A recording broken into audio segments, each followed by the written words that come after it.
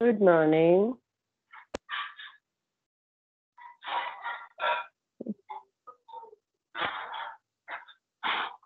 चलिए बेटा, आज की हम इस क्लास को स्टार्ट करते हैं। आपको पता है कि हमने पिछली क्लास में समास जो है ये चल रहा था बेटा, आपका व्याकरण का टॉपिक है समास। ठीक, इसका व्याख्यान कार्य चल रहा था। हमने अपनी लास्ट क्लास में क्या क्या पढ़ा था बेटा, एक बार मैं आपको बहुत हल्का सा बता देती हूँ कि हमने पढ़ा था कि समास किसे कहते हैं, ठीक है, और समास और समास विग्रह दोनों की प्रक्रिया को हमने पढ़ा था कि शब्दों को संक्षिप्त करने की प्रक्रिया समास कहलाती है और संक्षिप्त शब्दों को खोलकर लिखने की प्रक्रिया समास विग्रह कहलाती है। ठीक है, और फिर हमने संधि और समास में भी अंतर जाना था कि संधि 2 वर्णों में होती है और समास 2 शब्दों में होता है। साथ ही साथ हमने समास के भेद भी पढ़े थे। मैंने बताया था आपको कि 6 भेद होते हैं समास के, और उन 6 में से सबसे पहले तत्पुरुष समास आता है जो हमने अपनी लास्ट क्लास में पढ़ा था। तत्पुरुष के भी हमने भेद पढ़े थे। 6 भेद होते हैं। जो कारक होते हैं ना, कारक चिन्ह, उन कारक में जो कारक 8 होते हैं तो उनमें से एक कर्ता हटा दीजिए और एक लास्ट का संबोधन हटा दीजिए। बाकी के जो बीच के हैं वह 6 भेद होते हैं तत्पुरुष के। ठीक, और तत्पुरुष में कारक चिन्ह आते हैं, लेकिन जब हम उनका समास करते हैं तो वो कारक चिन्ह बीच में से हट जाते हैं, यानी कारक चिन्ह लुप्त हो जाते हैं बीच में से और वह समस्त पद बन जाता है। ठीक है, तो ये हमने तत्पुरुष समास अपना लास्ट क्लास में पढ़ा था। ठीक है, अब हम अपना नेक्स्ट वाला पढ़ रहे हैं बच्चों। नेक्स्ट क्लास है हमारी, यानी कि कर्मधारय समास में अब आपको बताऊंगी। सेकंड वाला जो है हमारा, सेकंड वाला जो है बेटा ये है हमारा कर्मधारय, कर्मधारय समास। अब हम इसको पढ़ेंगे आज। ठीक है, कर्मधारय समास क्या होता है? कर्मधारय समास आपको मैंने बताया था कि सभी समास में 2-2 पद होते हैं। ठीक है, पूर्व पद और उत्तर पद। ठीक है, दोनों ही हर एक में 2-2 पद होते हैं बेटा, पूर्व पद और उत्तर पद होता है। और इस मतलब हर समाज में कोई एक पद प्रधान होता है, या तो पूर्व पद प्रधान होता है या उत्तर पद प्रधान होता है। ठीक है, एक पद दोनों में से प्रधान होता है और उसी के आधार पर उस समाज को हम जानते हैं। तो कर्मधारय में क्या है बेटा, इसमें उत्तर पद जो है, उत्तर पद जो है वह प्रधान होता है इसमें। और जो प्रधान है देखिए वो तो हो गया इसमें उत्तर पद। ठीक, उत्तर पद जो है ये इसमें प्रधान होता है। ओके, 2 पद होते हैं, उत्तर पद इसमें प्रधान होता है। और बेटे इसमें जो है ना 2 रिलेशन होते हैं दोनों पदों में। कौन कौन से रिलेशन होते हैं? देखिए 2 रिलेशन होते हैं इसमें। एक तो होता है विशेषण, विशेषण और विशेष्य। ठीक है, विशेषण और विशेष्य का अभी मैं आपको समझाऊंगी। देखिए, और एक होता है बच्चों उपमान और उपमेय। ठीक, उपमान और उपमेय। देखिए जो कर्मधारय समास है ना बच्चों, इसमें 2 रिलेशन होते हैं, एक तो उपमेय और उपमान, और एक होता है उपमेय विशेषण और विशेष्य। यानी कि इसके जो दोनों पद होते हैं, पूर्व पद और उत्तर पद, दोनों पदों में एक रिलेशन होता है कि उनमें से एक उपमान होता है और एक उपमेय, या एक विशेषण और एक विशेष्य होता है। ठीक है, इस तरह से इनका एक रिलेशन होता है। देखिए मैं आपको एक एग्जाम्पल देती हूँ, कुछ एग्जाम्पल देती हूँ मैं। सपोज करो महात्मा। ठीक, इसका हम जब विग्रह करेंगे तो बनेगा महान है जो आत्मा, महान है जो आत्मा। अब देखिए ये जो महा है, महान, ये क्या, ये विशेषण है ना, ये है विशेषण, ये विशेषण हो गया। और आत्मा क्या है? ये विशेष्य है, ये विशेष्य हो गया। ठीक है, तो महान है जो आत्मा, ये विशेषण और विशेष्य। तो महान जो है वो विशेषण और आत्मा विशेष्य। तो यानी कि इस महात्मा जो शब्द है, ये वाला जो शब्द है, इसमें कौन सा रिलेशन है? इसमें है विशेषण और विशेष्य का रिलेशन। ठीक, इसमें एक शब्द विशेषण है और एक शब्द विशेष्य है इसमें। क्लियर हो गया? और एक ये वाला हो गया। अब हम दूसरा कह रहे हैं कि उपमान और उपमेय का भी इसमें रिलेशन। तो कौन सा रिलेशन हो गया इसमें? जैसे अगर मैं कहती हूँ, मान लीजिए चरण कमल, एक और शब्द हम लेते हैं, देखिए चरण कमल, चरण कमल, ठीक है, चरण कमल यानी कमल के समान चरण, कमल के समान चरण, या के समान की जगह हम रूपी भी लगा देते हैं बेटा इसमें, रूपी, ठीक है, कि कमल रूपी चरण। अब इसमें क्या है, देखिए कमल रूपी चरण। अब इसमें एक इसमें उपमान है और एक उपमेय है, ठीक। उपमान क्या होता है? जिनकी तुलना की जाती है, उपमान जिनकी तुलना की जाए और उपमेय जिनसे तुलना की जाए, ठीक है। तो यहाँ पे देखिए चरण कमल दो चीज, कमल के समान चरण। अब यहाँ पर चरण जो है वो क्या है? वो उपमान है, ठीक है, उपमान। और कमल जो है ये उपमेय है, इनकी तुलना की जा रही है कमल से, ठीक है, कमल से तुलना की जा रही है कि प्रभु के जो चरण है वो कैसे हैं? वो कमल के समान है। तो यहाँ पर कौन सा विषय हो गया? इनमें उपमान और उपमेय का रिलेशन हो गया, ठीक है। चलिए और देखती हूँ, और बताती हूँ आपको, एक दो एग्जाम्पल और देखते हैं हम, तो आपको ये अच्छे से क्लियर होगा, है ना। देखिए दो रिलेशन होते हैं, आपको मैंने बताया है बेटा कि इनमें दो रिलेशन होते हैं। जैसे कि जो होता है ना विशेषण और विशेष्य, इसमें तो जो आता है बीच में, समझ लीजिए आप। जैसे मैं कहूँ, अगर और कहती हूँ तो सपोज करो प्रधान, प्रधानमंत्री, चलिए ये शब्द लेते हैं हम लोग, है ना, प्रधानमंत्री। तो इसका विग्रह जो करेंगे कैसे होगा? प्रधान है जो मंत्री, प्रधान है जो मंत्री, प्रधानमंत्री वही तो होगा। मंत्री तो बहुत सारे होते हैं ऐसे तो, लेकिन उन सब मंत्रियों में जो प्रधान है उसे हम प्रधानमंत्री कहते हैं। तो इसमें कौन सा रिलेशन है बेटा? देखिए प्रधान क्या हो गया? ये विशेषण है, ये विशेषण हो गया, और ये क्या है? ये विशेष्य है। मंत्री की विशेषता बतला रहा है कि मंत्री कैसा है? वो प्रधान है, ठीक है। महादेव, महादेव अगर मैं कह देती हूँ, सपोज करो महादेव, तो महान है जो देव, देखिए महादेव, है ना। तो क्या होगा इसका? महान है जो देव, महान है जो देव, यानी कि महान, ये क्या हो गया? ये विशेषण हो गया और ये विशेष्य हो गया, ठीक है, ये विशेष्य हो गया। यानी कि देव तो है, देव की विशेषता बतलाई जा रही है कि वो देव जो सबसे महान है, महान है जो, उन्हें महादेव कहते हैं। तो इसमें क्या संबंध हुआ? इसमें विशेषण और विशेष्य का संबंध हो गया, ठीक। इसका जब हम विग्रह करते हैं ना, तो ये जो आता है इनमें ज्यादा, जो। दूसरा है, जैसे मैंने अभी आपको रूपी वाला बताया है बेटा, ऐसे और भी आता है। सपोज करो मैं बता रही हूँ विद्याधन, विद्याधन, है ना, क्या कहेंगे इसको?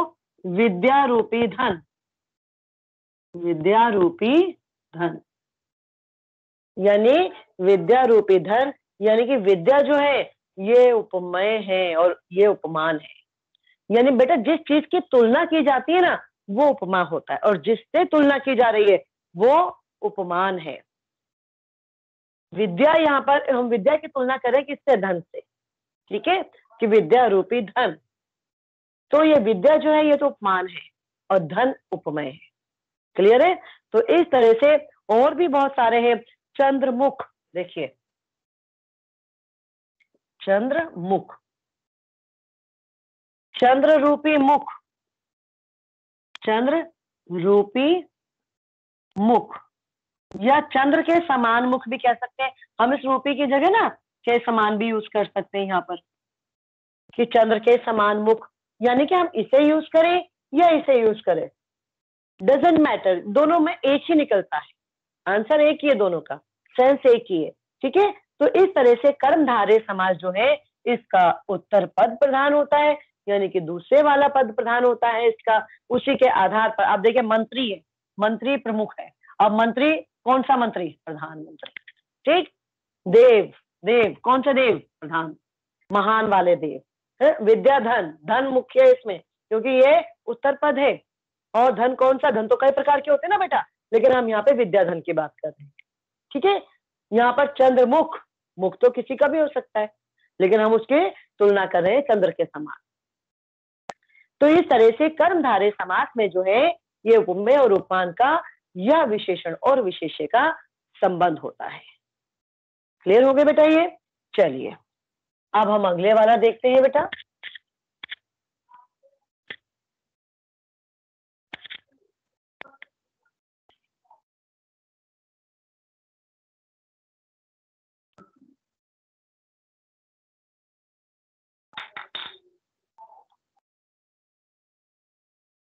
इसका हम तीसरे वाला पार्ट देखते हैं बेटा, द्विगु समास।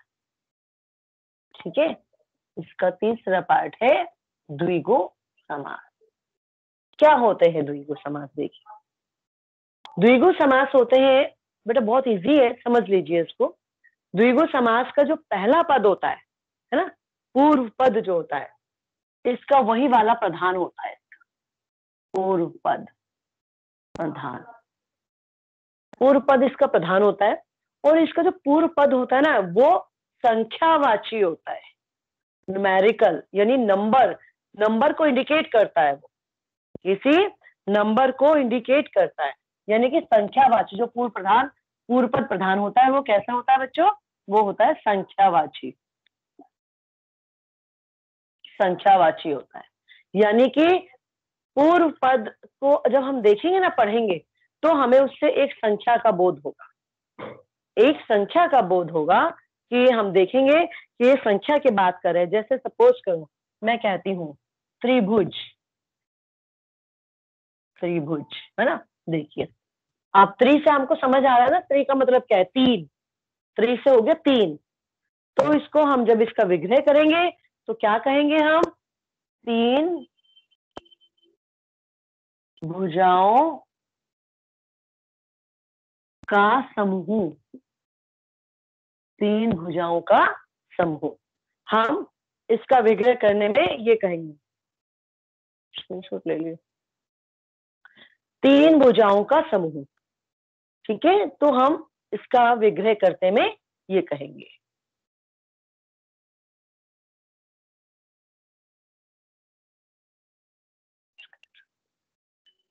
तो तीन भुजाओं का समूह। अब देखिए इसका जो पहले वाला ये पूर्व पद जो है, पूर्व पद हम बोल रहे हैं, इससे इंडिकेट क्या हुआ? तीन, यानी तीन को यहाँ पर बता रहा है, तीन भुजाओं का समूह। और देखिए नवरत्न, नवरत्न, नौ रत्नों का समूह, नौ रत्नों का समूह है ना। नव, ये जो नव है पूर्व पद, ये संख्यावाची है इसका। ठीक है, संख्यावाची है ये। और हम देख सकते हैं बहुत सारे होते हैं ऐसे। चौराहा, क्या बोलेंगे इसको हम? चार राहों का समूह, चार राहों का समूह, यानी चौ का मतलब हो गया चार। ठीक है, तो ये चीजें हमें क्या दिखा रही हैं कि ये यहाँ पे तीन जो तिरंगा है, तिरंगा, तीन रंगों का समूह कह सकते हैं या समाहार कह सकते हैं बेटा, एक ही बात है ये। ठीक है, तीन रंगों का समाहार, यानी कि तिरंगे में तीन रंग मिले हुए हैं। ठीक, तो ये जो ती है ये इंडिकेट करता है तीन को, यानी कि नंबर को ये इंडिकेट करता है। और देखते हैं इसके हम जैसे कि नवरात्रि, देखिए नवरात्रि। ठीक है, नवरात्रि, नौ रात्रियों का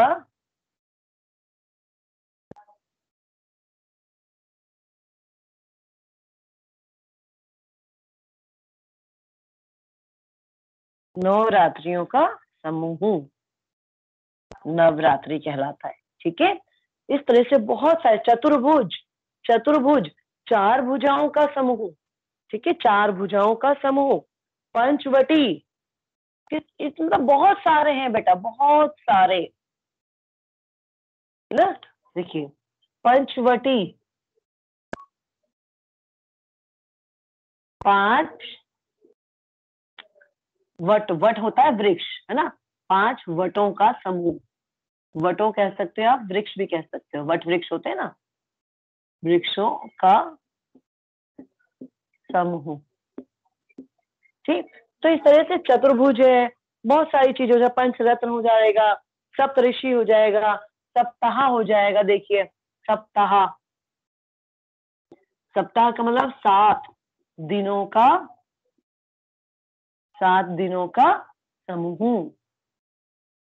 तो ये हो गया सप्ताह। ये देखिए, ये जो पहले वाले वर्ड है, यानी पूर्व पद जो है, आप ध्यान दीजिएगा बच्चों, पूर्व पद, मैं बार बार बोल रही हूँ, पूर्व पद का मतलब होता है जो पहले वाला पद होता है उसे हम पूर्व पद कहते हैं। ठीक है, फर्स्ट वाला जो है पद होता है। 2 पद होते हैं इनमें, देखिए 2 पद है, पंचवटी, यहाँ से अगर हम इसको डिवाइड कर देते तो ये हमारा पूर्व पद होता है बच्चों, और ये होता है हमारा उत्तर पद। ठीक है, ये हमारा उत्तर पद।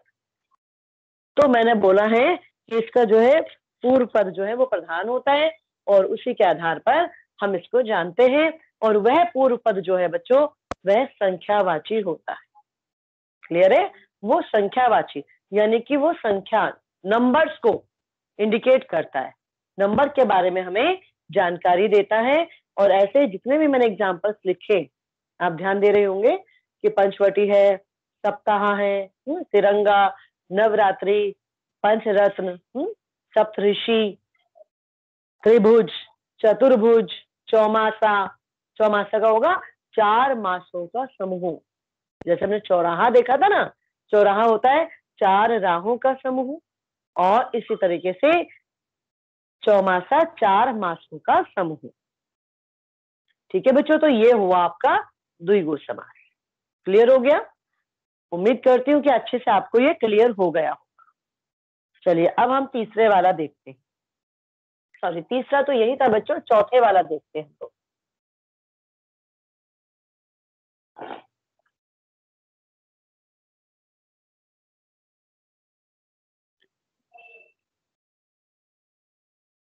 अब हम देखते हैं बेटा फोर्थ, फोर्थ वाला क्या होता है? फोर्थ होता है अव्यय भाव समास। अव्यय भाव समास, अव्यय भाव समास में क्या होता है बच्चों कि अव्यय, अव्यय, इसका भी जो है ना, पहले तो देखिए इसका भी पूर्व पद ही प्रधान होता है बेटा, पूर्व पद ही इसका प्रधान होता है, और वह पूर्व पद क्या होता है? वह अव्यय होता है। इसका पूर्व पद अव्यय होता है और वही प्रधान होता है अव्यय भाव समास। अब अव्यय क्या होते हैं आपको पता है, पर तो आपने रखे हैं बेटा, लेकिन इस समय आपको नहीं ध्यान होंगे क्या होते हैं। अव्यय वो शब्द होते हैं बच्चों जो लिंग, वचन, काल और कारक की वजह से परिवर्तित नहीं होते हैं। यानी ऐसे शब्द समूह कि जो लिंग, काल, वचन, कारक आदि की वजह से परिवर्तित नहीं होते हैं, वह अव्यय कहलाते हैं। समझ आ रही है?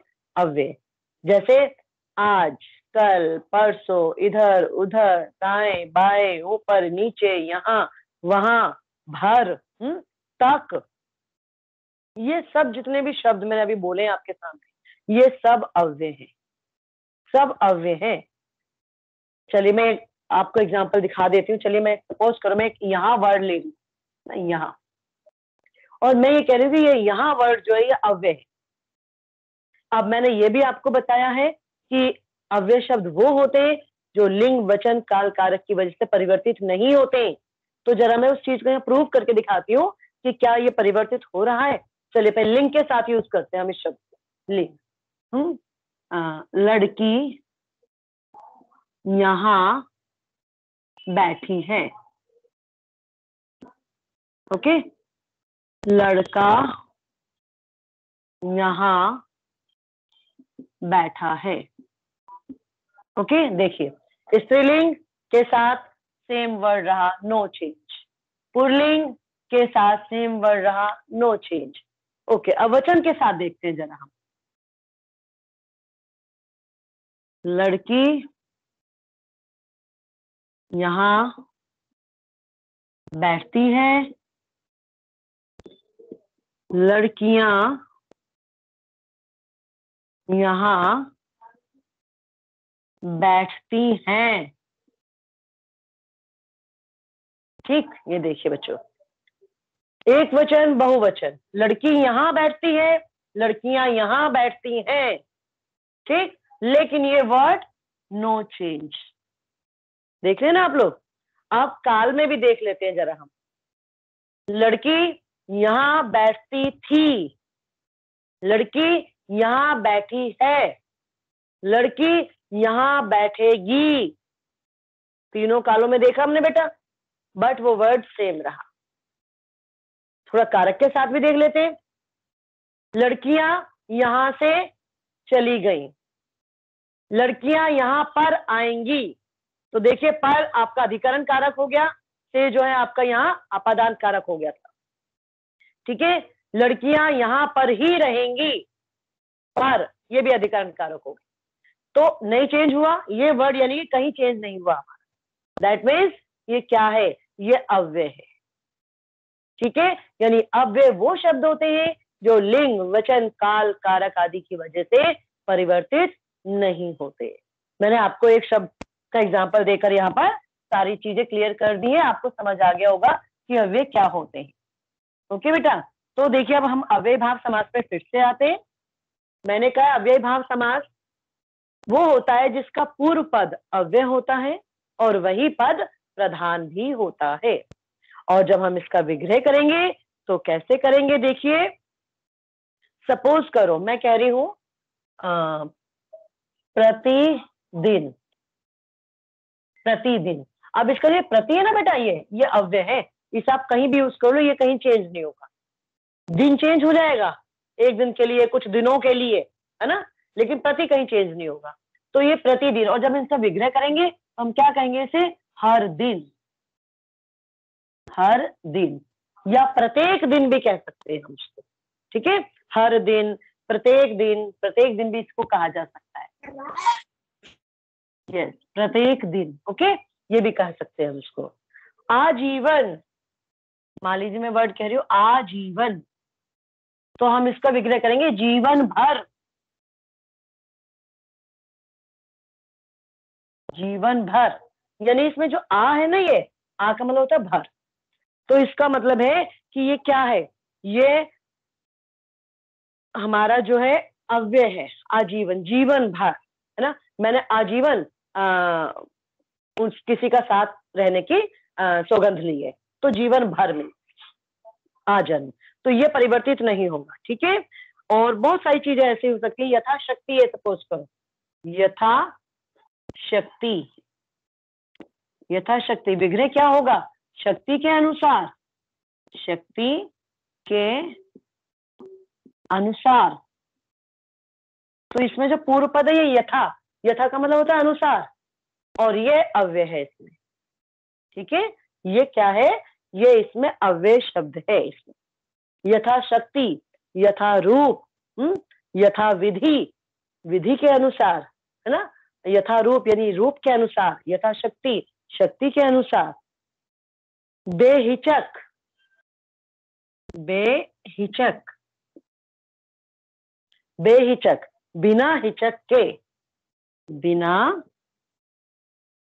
बिना हिचक, हिचक में थोड़ा सा शर्माना या घबराहट, है ना, हेजिटेशन जिसे कहते हैं हम लोग, बिना हिचक के। तो इसमें जो ये बे है, बे वर्ड जो है ये वाला, ये इसमें इसका मतलब होता है बिना, बिना, और ये हमारा अव्यय शब्द है। ठीक है ना बच्चों, ये हमारा अव्यय शब्द है। और ऐसे और भी है, आजीवन है तो आजन्म है, आजन्म भी होता है, आजन्म, जन्म भर, पूरा जन्म यानी जन्म भर, तो इसमें भी आ जो है ये अव्यय ही होता है। बेमन, बेरूप, बेखटके, बेरहा, ये सारे जो यानी बे यानी कहने का मतलब बे, बे, यथा, आ, प्रति, अप्रति से बहुत सारे बनते हैं, प्रतिदिन, प्रतिपल, है ना, प्रतिवर्ष, तो ये सारे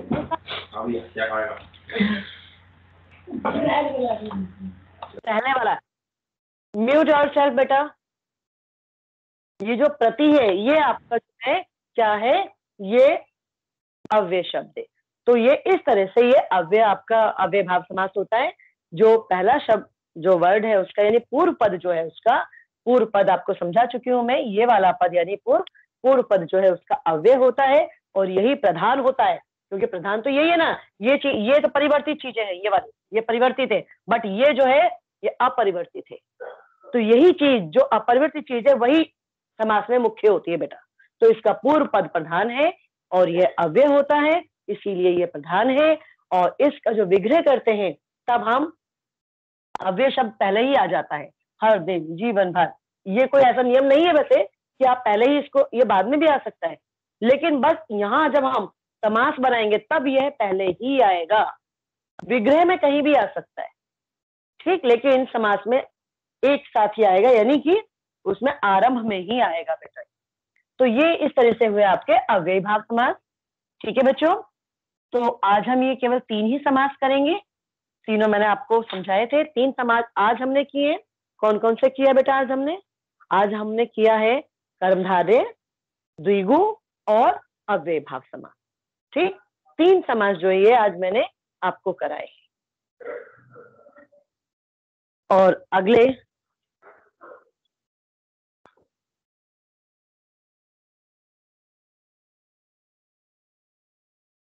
ठीक है बच्चों, तो 3 समास जो है ये हमने आज अपने इस क्लास में किए हैं और बाकी के समास हम अपनी अगली क्लास में करेंगे।